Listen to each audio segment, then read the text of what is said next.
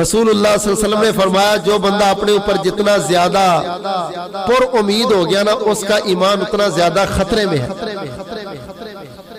ایمان اس کا بچے گا جو قدم قدم پہ پریشان رہتا ہے، یار میری آخرت کا گھاٹا تو نہیں ہے، کہیں اللہ ناراض تو نہیں ہو جائیں گے، کہیں میری جنت دور تو نہیں ہوگی۔ اس مسئلے پر آگے اس مسئلے پر آگے چھوٹے چھوٹے معاملات پر امام الانبیاء جناب محمد صلی اللہ علیہ وسلم نے فرمایا علیکم انفسکم لا یضرکم من ضل اذا اهتدیتم الی اللہ مرجعکم جميعا فینبئکم بما کنتم تعملون۔ خالق کائنات نے فرمایا ایمان والو اپنی فکر کرو، ایمان والو اپنی فکر کرو، اپنی فکر کرو، دوسروں کو چھوڑ دو، نہ غوروں کی غلطیوں کی طرف دیکھا کرو، نہ اوروں کی کمزوریوں کو ڈھونڈا کرو، نہ اوروں کی کمزوریوں کے پیچھے لگا کرو۔ اللہ اکبر کبیرہ، پڑے رہے اوروں کے عیب و ہنر، ہر وقت اوروں کے پیچھے، ہر وقت اوروں کے پیچھے پڑی اپنی گناہوں پہ جو نظر تو نگاہ میں کوئی برا نہ رہا۔ بس اپنی فکر کرو، علیکم انفسکم لا یضرکم من ضل اذا اهتدیتم۔ اللہ اکبر کبیرہ، میرے پیارے نبی امام الانبیاء جناب محمد صلی اللہ علیہ وسلم کے صحابی جناب عبداللہ بھی تشریف فرما ہے، عبداللہ کے بابا بھی بیٹھے ہوئے، غزوہ شہداء احد میں جانا ہے، احد کے لیے میرے پیارے نبی نے اعلان کیا، او میرے صحابہ جو انسان بھی آنا چاہتا ہے میرے ساتھ آ جاؤ۔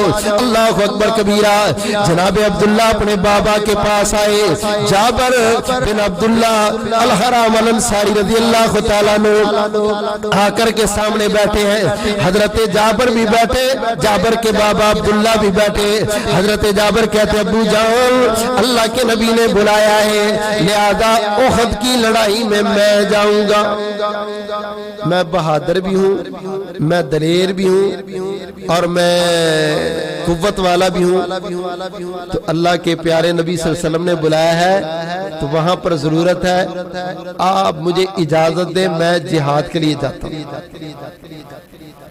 جابر رضی اللہ تعالیٰ عنہ کی یہ بات سن کے نا تو جابر کے باپ عبداللہ رضی اللہ تعالیٰ عنہ کہنے لگے جابر او یار تو جوان ہے، ابھی تیری بڑی عمر پڑی ہے، میری زندگی کا پتہ نہیں، میں بوڑھا ہو گیا ہوں، دنیا سے چلے ہی جانا ہے، میں چاہتا ہوں میدان جہاد میں میری موت ہے، مجھے جانے دو۔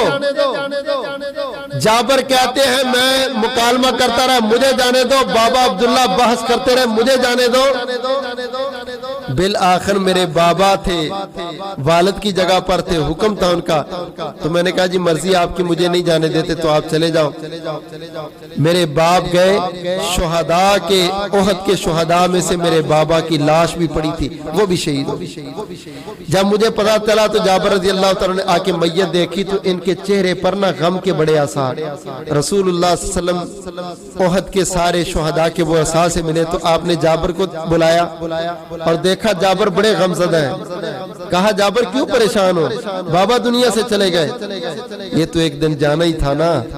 کہتے اللہ کے نبی اس لیے پریشان نہیں ہوں، پریشان اس لیے ہوں کہ میرے بابا دنیا سے چلے گئے اور میری 9 بہنیں ہیں، بابا 9 بیٹیوں کو چھوڑ کے چلے گئے، ان کا معاملہ بھی میرے ذمہ آ گیا اور بابا نے لوگوں کا قرض دینا تھا، اس قرض کا معاملہ بھی میرے ذمہ آ گیا، فصل تھوڑی ہے لوگوں کے پیسے زیادہ دینے ہیں اس لیے پریشان ہوں۔ کہا اچھا ایسے کرنا جب کھجوریں توڑو نا تو باغ میں کھجوروں کو تقسیم کرنے سے پہلے مجھے بلا لینا۔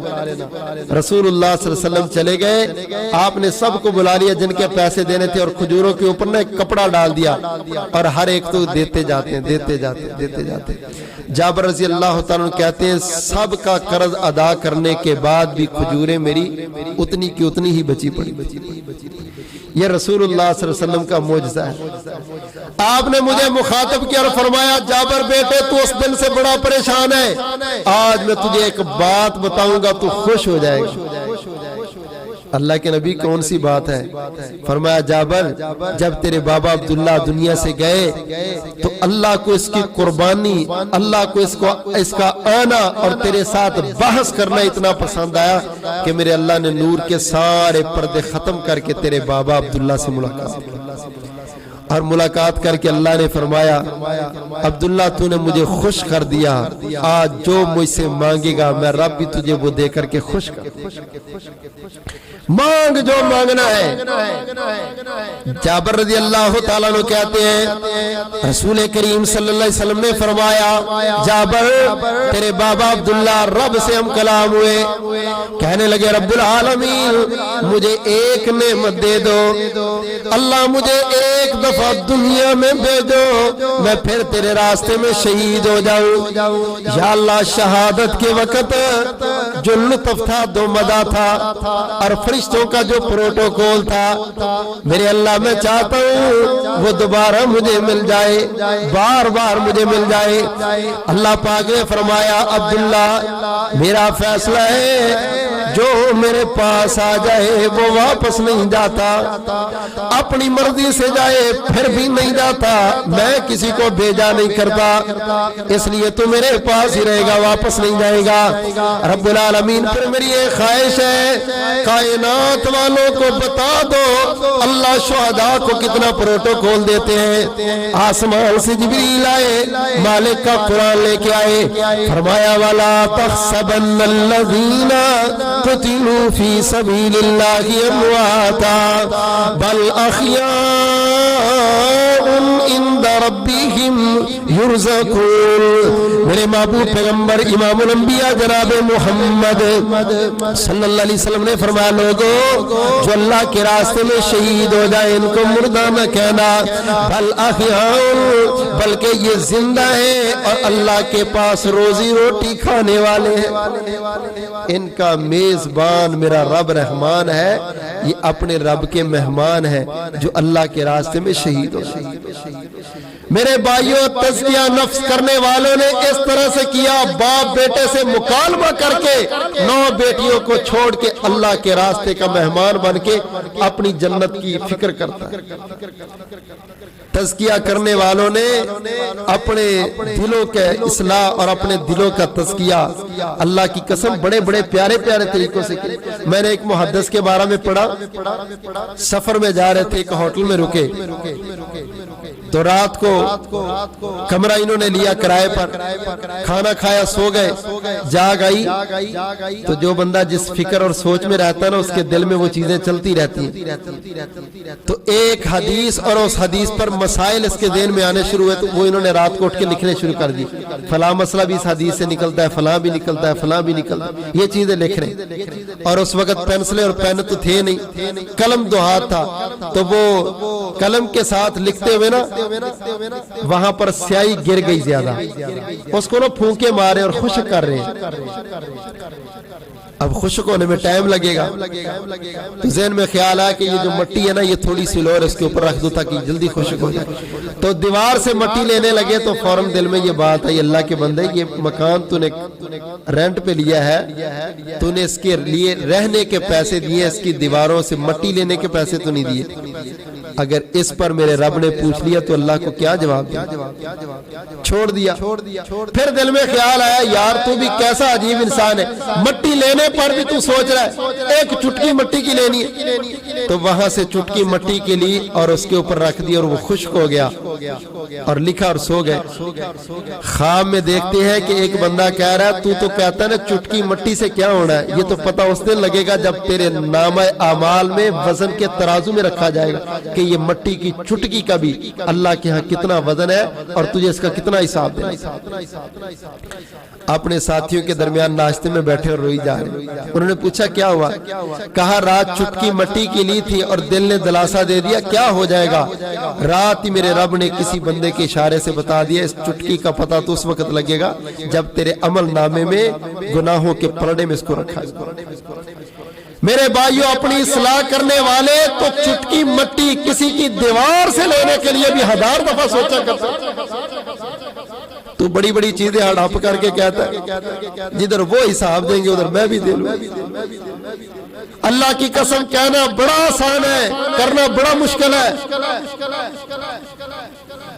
تزکیہ نفس کرنے والے چھوٹے چھوٹے معاملات پر کس طرح اپنے تزکیہ کرتے تھے، غور کرنا ذرا۔ امام الانبیاء جناب محمد صلی اللہ علیہ وسلم نے فرمایا ان الذین یخشون ربهم بالغیب لهم مغفرۃ واجر کبیر۔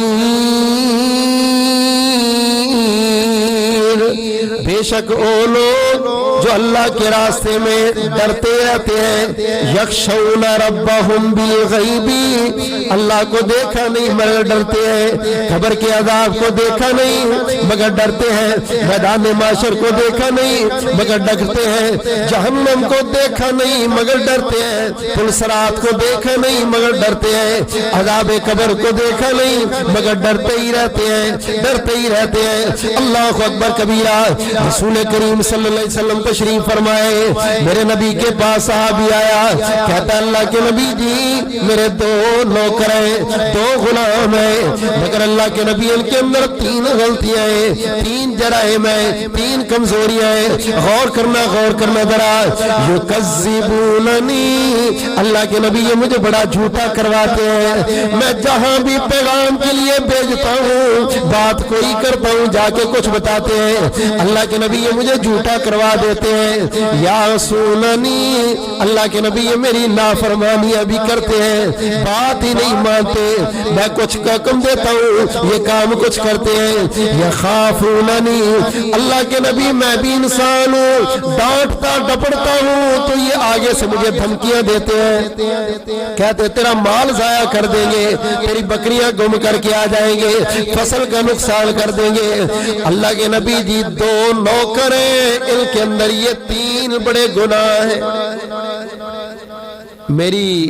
مجھے جھوٹا کرواتے ہیں، میری نافرمانی کرتے ہیں اور آگے سے مجھے دھمکیاں بھی دیتے ہیں۔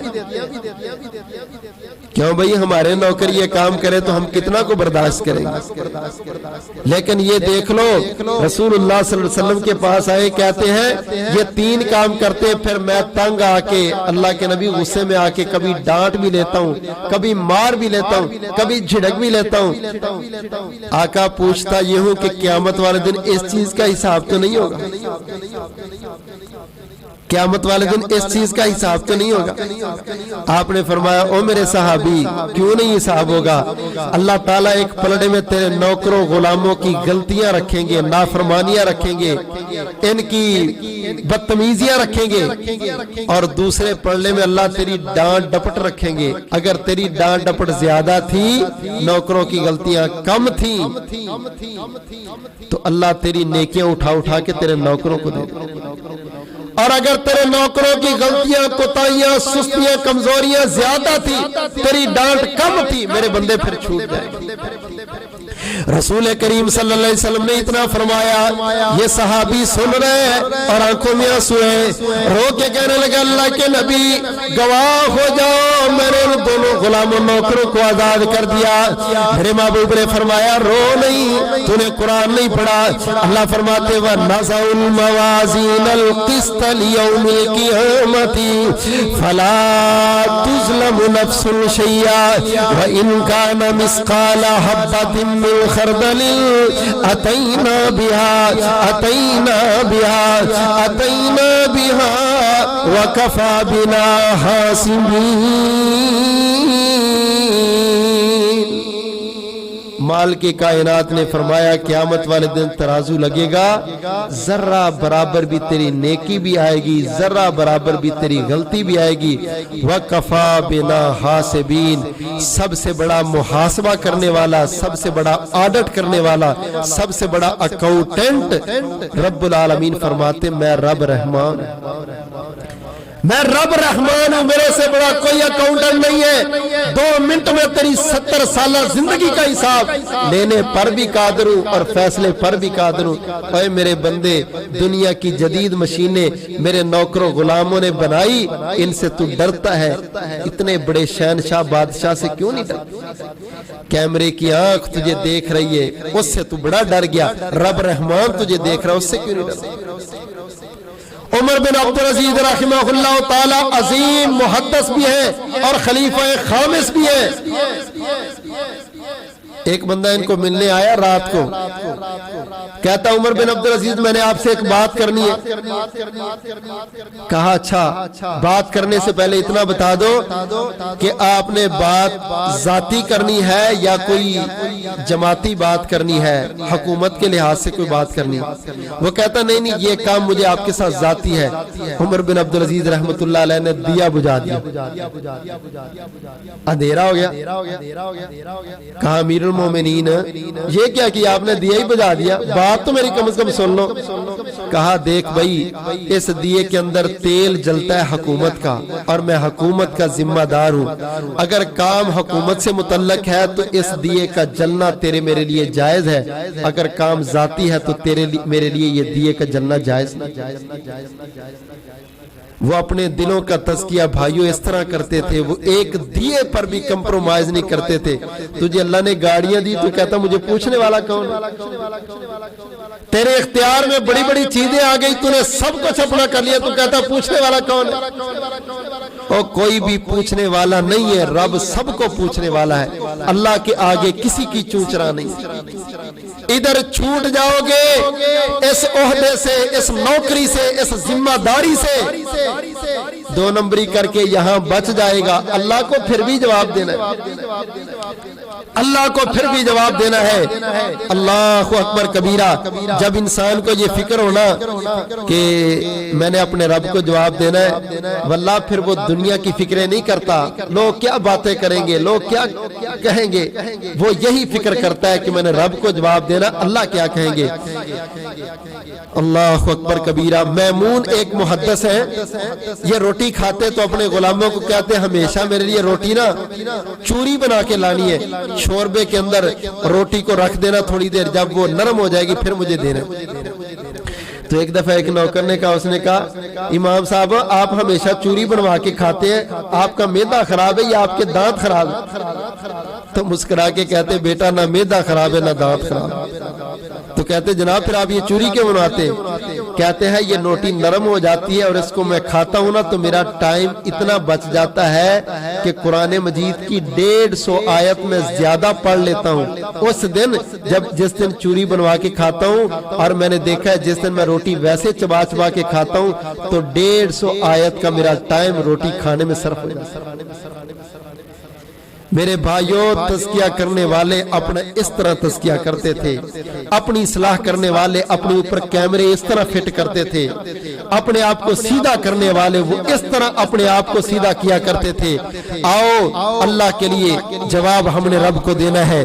فکر اپنی کرے, اصلاح اپنی کرے, کسی کو نیچا گرا کے, کسی کو نیچا دکھا کے خوش ہو جانا, کسی کو دا لگا کے سمجھنا میں بڑا کامیاب ہو گیا ہوں, اور نہیں میرے بھائی تو نے اپنے آپ کو دا لگا لیا. حساب اللہ کو دے گا. جب ساری دنیا تیری وراثت کو دیکھ رہی ہوگی تو قبر میں اپنے رب کو جواب دے رہا ہوگا. اس لیے عقل مند وہ ہے جو اپنی آخرت بچاتا ہے, اپنے ایمان کو بچاتا ہے, اپنی جنت کو بچاتا ہے, اپنے اللہ کی رضا کو بچاتا ہے.